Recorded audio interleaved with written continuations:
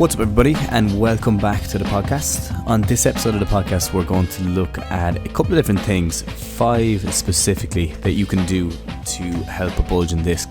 And I know I've been away for a small while, just getting back into the podcast now, but I've been working on a good few things in the background, which I'll be able to talk about in the next few weeks as well, and should align with this way of thinking and things that you can work on and things that you can do going forward. So it's good to be back, and I'm going to be posting more podcasts, come back to the weekly podcast over the next while. Now, to jump straight into it, so the 5 things to help a bulging disc. One thing I want to start off with is it just popped up right before I did this podcast. I was chatting to a teacher, and she was telling me that dealing with a couple of issues, and I want to frame this here because it aligns with what we're talking about after.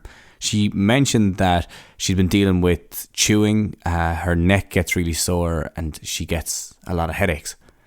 And as she was talking about it, she had said that in the past, whatever, she had back issues and stuff like that, and I was kind of thinking, what could it be kicking up? And to be honest, I have a fair idea of what could be going on here. And when we start to combine symptoms and different things that click in at different times, as I said, like the chewing, like the sore neck, like different headaches, you come to the idea that there's a possibility that stress is going to be playing a role here, and that the system itself is on overdrive. Okay, now it is important to understand that, and it's important to kind of frame that first, because when you get an idea and say, okay, there's these couple of different things clicking together, the majority of them are known to be stress related. The fact that the sore neck comes on and then the headaches after, you would generally point towards it. Now, it doesn't mean that we take everything off and just say that's absolutely what's going on. Obviously, you have to say, go to your doctor, get that figured out. First off, make sure that everything is cleared. But then once everything is cleared, if these are things that crop up and down, we understand that it's a stress related issue, and that the body is reacting to something that's going on in its environment, because we have to remember that stress is a perception. And when we understand it's a perception, we understand that if we can change what's going on in our environment and how our body picks up on these threats to the system, then generally in time it will start to come back around and work with us again. So just as like a side story before I even got into it, I wanted to talk a bit about that, because in that case, what we'll often do, and it seems the case here as well, is that we'll lean towards medicative release. Okay, we'll look at just taking medicines, or pharmaceutical release, I should say. We'll look at taking different medicines or different pharmaceuticals to try to kind of clean up the symptoms of what we're getting. So we might take something for headaches, and then we might take something else then for a sore neck. We might take something for the chewing, or we might wear a gum guard for the chewing. But really, there's an underlying issue. And if we just focus on that, it's kind of like the idea of where you're mopping up the water on the floor every single day, but there's a hole in the roof that's causing that. And instead of fixing the hole in the roof, you will continue to mop up the water while the hole gets bigger.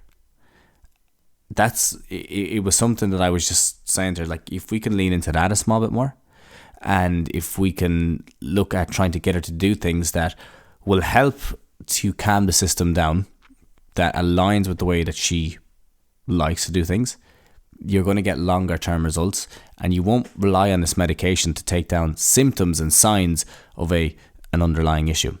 So that was something that it was an interesting one to talk about. It was an interesting one to go through, because it kind of ties into what we're talking about here, about the different things that you can do to help a bulging disc. Now, we know that bulging discs are really common. Anyone who's listened to this, if you've had one in the past, or if you know someone who's had one in the past, you'll have certain conceptions and misconceptions around about what it is, what happens with it, and how you should react to it, and what level of risk versus how safe you should be with it. I've had 2 bulging discs in my neck in the past. Luckily, I haven't had any issues with them recently. They've cleared up. So I understand both sides of this story. And that's why I wanted to cover a couple of things that you can do if you have them, or if you know somebody who has them, that will help to, I guess, relax it down, and will help then so that you can get back to normal living and get back to exercise. I remember years ago I was sitting in a pub close to us, and there was a guy who came in, and he was a young man, like similar age to myself, and he was kind of crooked over, and he was standing at the edge of the bar, and people were kind of patting him on the back and saying, "You all right? Are things okay?" and that, and you could see he was down on himself. And the bartender came over to me and he said to me, "Oh, that's so and so in now. Like poor fella, he has a back issue, and to use the exact words that he used, he said he's going to be fucked for life." And I said, "Whoa, he must have something pretty serious, knowing that he would, if he just walked in here, I have an idea of what the diagnosis will be." And I said, "What is it?" And he said, "He has a disc bulge in his back." And I said, "Okay." And I sat there and I just kind of let it go on, and I didn't talk too much more about it. And I went on and I started chatting to my mates, and it really lit up a light bulb in my head, because the narrative around discs when they are bulging is that it's going to be there for life, and that it's only going to get worse, and that it possibly is the worst thing that you could have. When I tell people I've had 2 bulges in my discs in my neck, everyone goes, "Oh my God."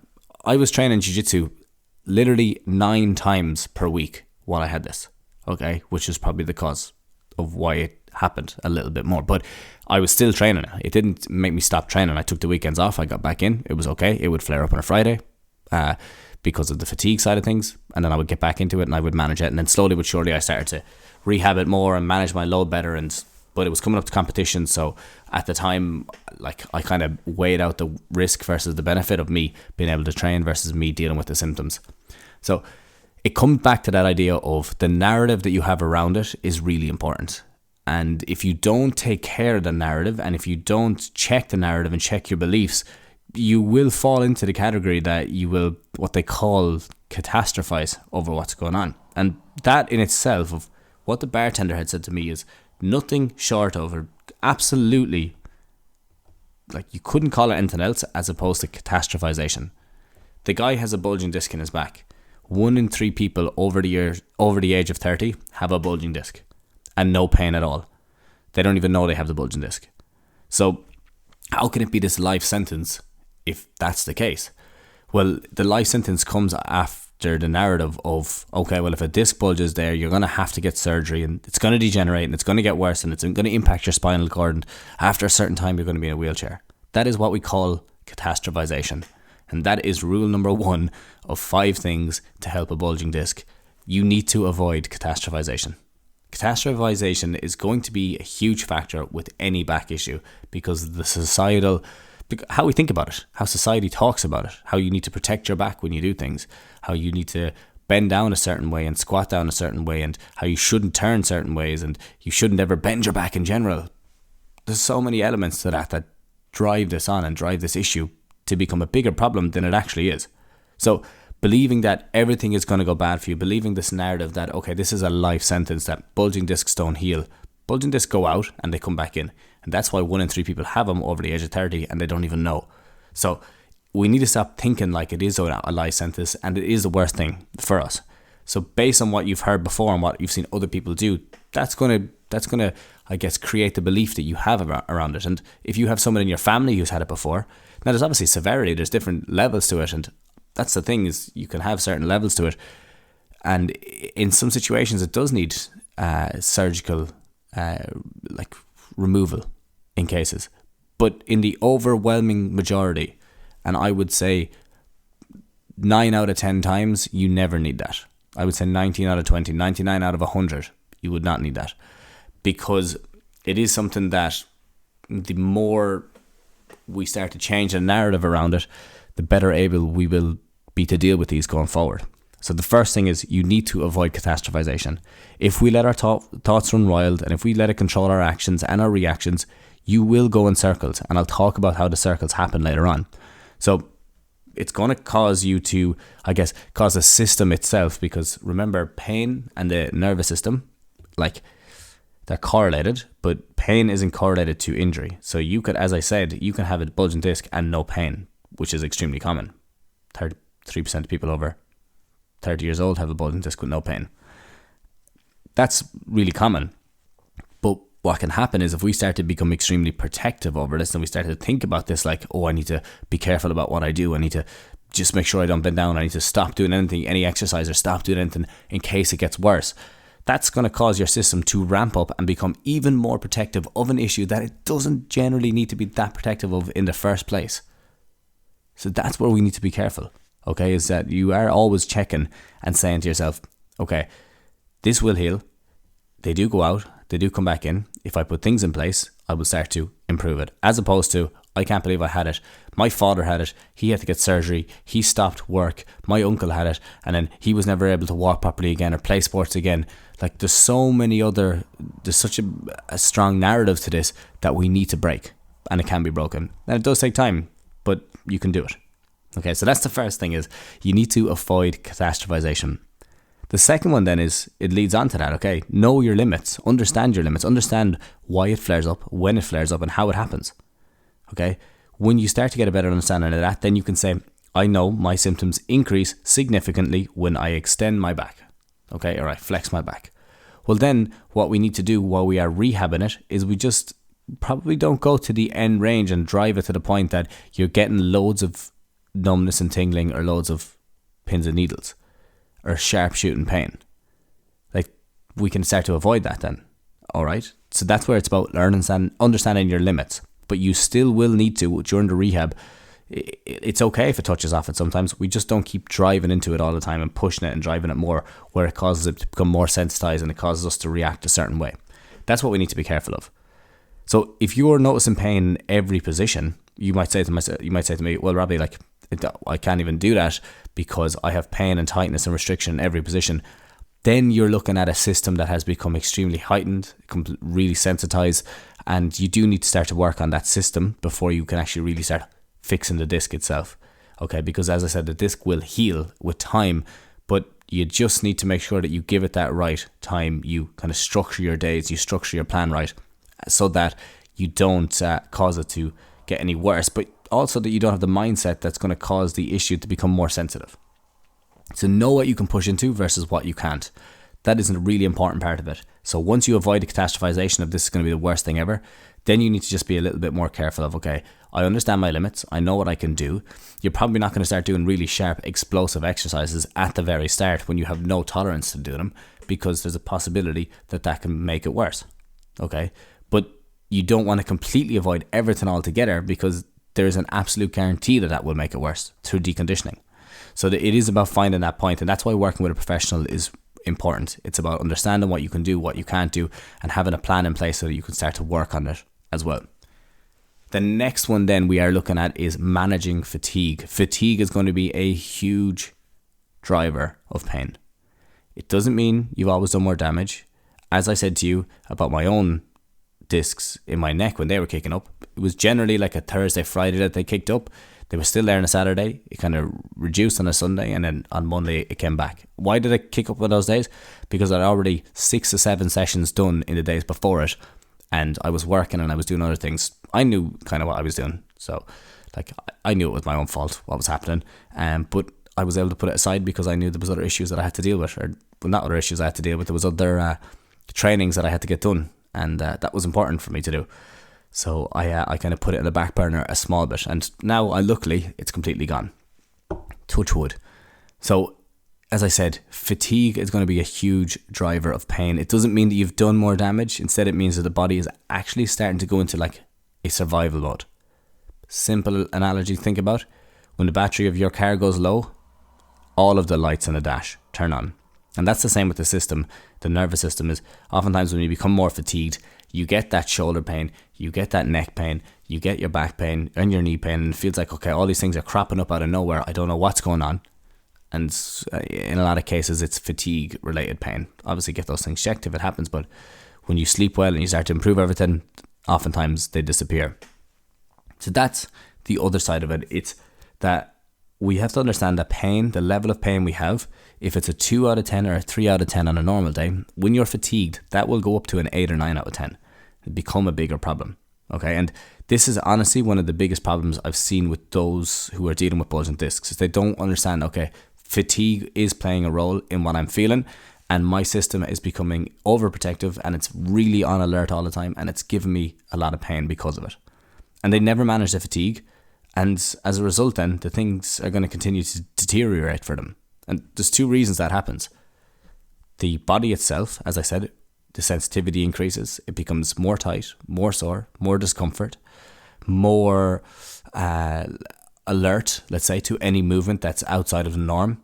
And when you do that, then you'll get this shot of pain, and that's really common. Then the other side of it is when you're really fatigued, the body doesn't actually get a chance to recover from the issue it's been dealing with properly, and it continues to break down and deteriorate. That side of adaptation doesn't happen. And that's why when you look at people who are chronically stressed, a lot of them get ulcers, because the system itself isn't getting into a state that it's able to heal. So the stomach is starting to break down. Parts of the body are starting to break down. So you look at heart disease, high blood pressure. All of these issues are chronically stressed states. Or in this case, we're looking at chronic fatigue, where everything is just deteriorating. It's breaking down, and it's never getting a chance to adapt. And you may need to do other things to help that adapt. It may be that you need to, you get stuck in such a state of being stressed all the time that you need to look at different ways to manage your system so that you can calm it down. Simple one that I used recently with a client of mine who was finding that he was bringing work home with him. He wasn't able to get away from it. Was that we just looked at having a journal, something that we can disconnect work, and we leave work at work, so when we get home we can do our own things at home. And that's worked extremely well. You'd be surprised how just doing it, writing it down, closing the book, putting it off to the side, what it did is it allowed his system to go from one state of, I'm stressed at work here, to a more relaxed state at home. Other people, it could be going for a swim. Someone else, it could just be going for a walk. Finding what works best for you and what ways you can try to get the system from being on high alert to more of a relaxed state is an easy way of working on this, and it's an easy way of retraining it, because it can get trained into this high alert state. So you kind of need to train it out of this high alert state as well.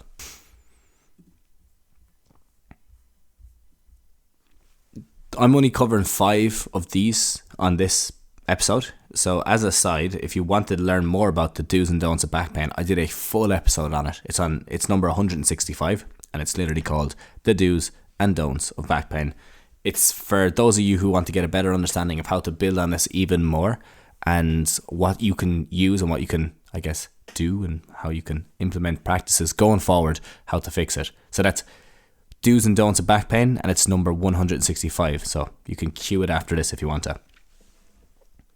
The next one then, what we're looking at, of how to manage one of these issues and how to help a bulging disc, is you need to use exercise. The strength is a key to promote healing, and it's key to promoting recovery. But a lot of people don't take this into account because they think that if they do something that the disc will continue to break down, which is not the case.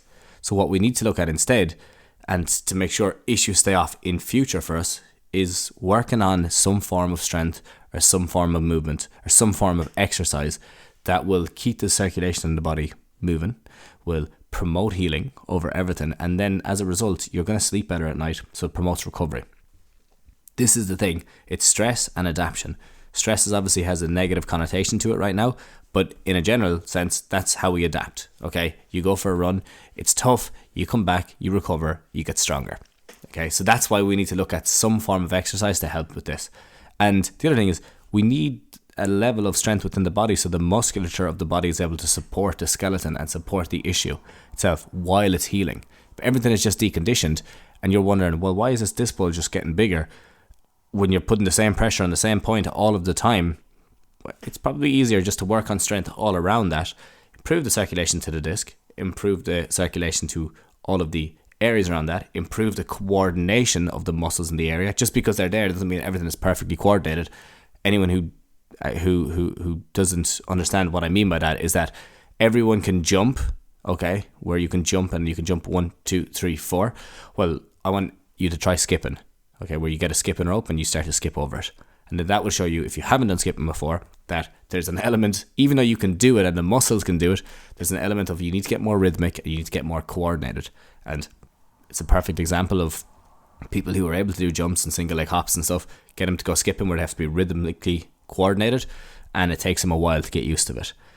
So that's a simple one, okay? Same thing with the body. Just because it's there doesn't mean that it's working perfectly or so efficiently. And that's where we're using exercise to improve it and improve the efficiency and the effectiveness of the system overall to support itself.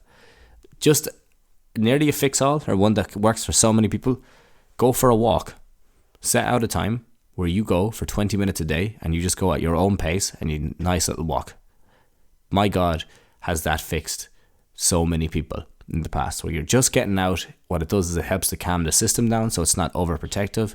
It helps the axial loading, helps the discs so they can reabsorb and fix themselves. The circulation, it's going to help you sleep at night because you're getting out and you're exercising. There is so many elements to walking that we overlook, and the more we do it and the more we get into the habit of doing it, you will see the benefits.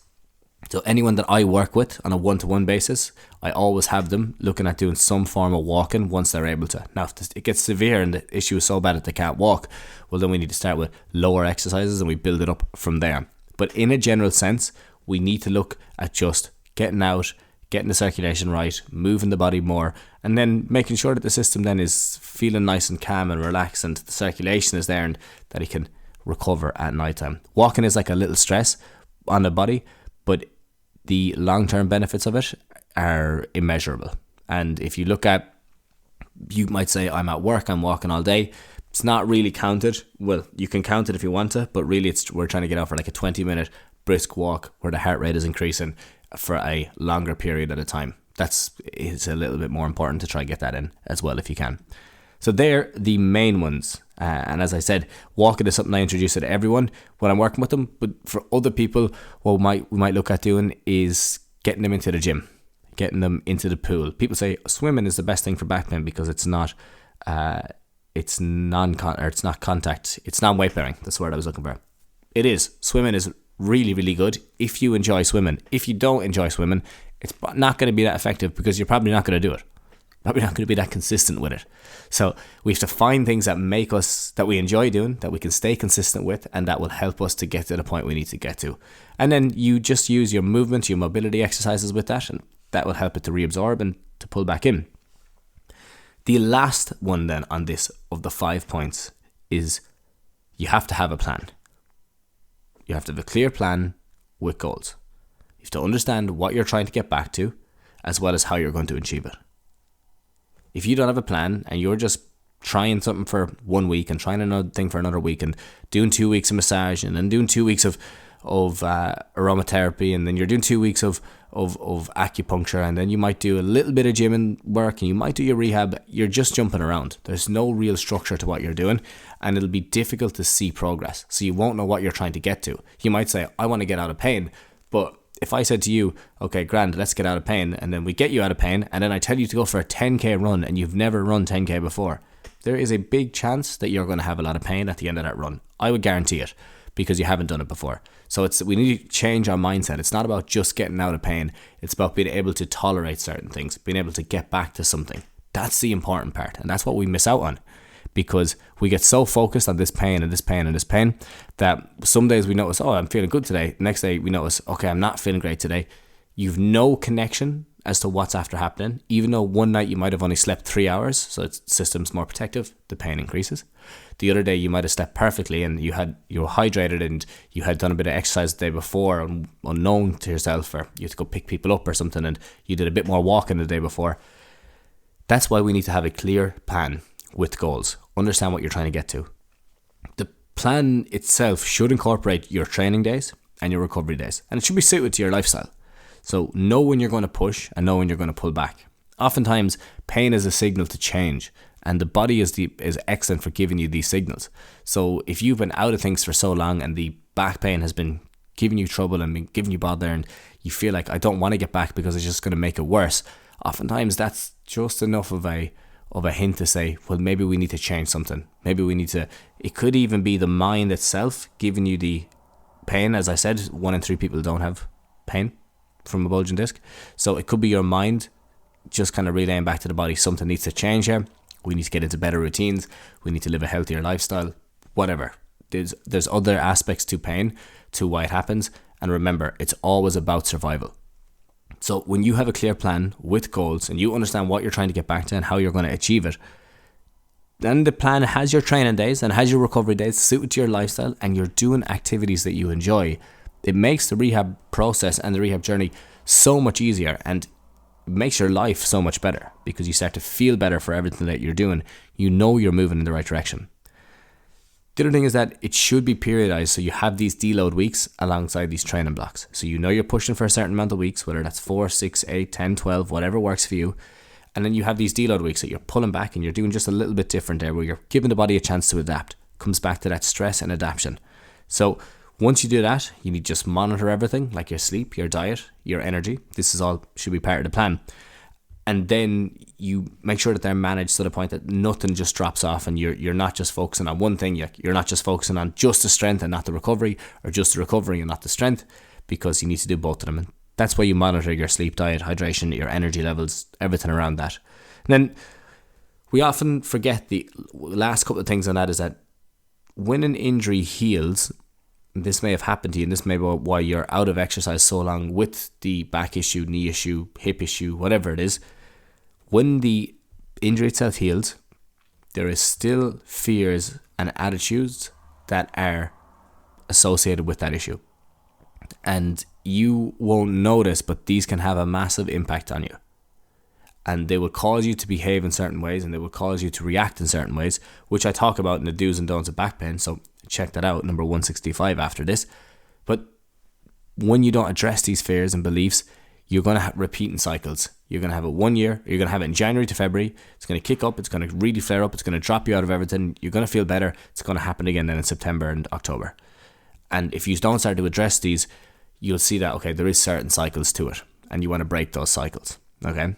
So without addressing the habits associated with it, you'll find yourself falling back into that. And then what will happen is your fears develop, you start catastrophizing, and you start running through everything again. You start catastrophizing, you stop exercising, you look for new things, you change your routines, you start blaming the wrong people and factors and environmental issues for the problems that you're dealing with, and this cycle starts again.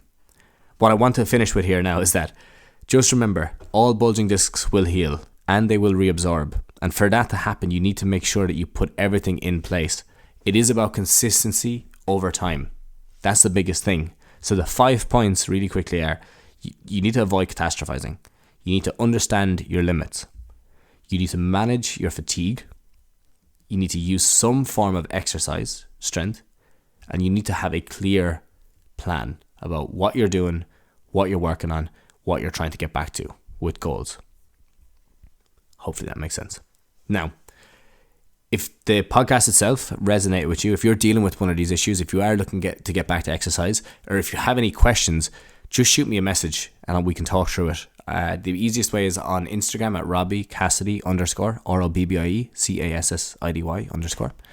Or you can just email me at info@themobilitytutor.com. info@themobilitytutor.com. Whatever works best for you. You can shoot me an email right after this if you want to, and we can get chatting about it. If you have any questions or if you have any queries, that's the best place to get in contact. And if you need help developing a plan or you want to work together, this is the best place to get in contact with me. I work with people every single day for the last 7 to 8 years who are dealing with these type of issues specifically. So I know, and I've dealt with them myself, I know the path, I know how to get there, I know what you have to do. All I need you to do is just be consistent with the program and be consistent with the plan. Put things in place. Don't worry, we will change things around to suit your lifestyle, and you'd be surprised with what you can get back to. I've had people who literally couldn't get out of the bed to walk, to run in marathons within 20 weeks, if I'm being specific. You can do, your body is unbelievable at healing. You'd be so surprised what you can do when you put things in place for yourself and you start, I guess, taking care of yourself. A lot of people say we don't have the time to take care of ourselves, but if you don't take care of yourselves, you can't take care of anyone else around you. And if you don't prioritize taking care of your wellness today, you will have to continue taking care of your illness in years. And that's all I want to finish on. I know that's a nice little analogy, but that's all I want to finish on. If you want to follow up to this podcast, I would check out the do's and don'ts of back pain at 165, or you can just shoot me an email right now info@themobilitytutor.com, and we can chat about getting started.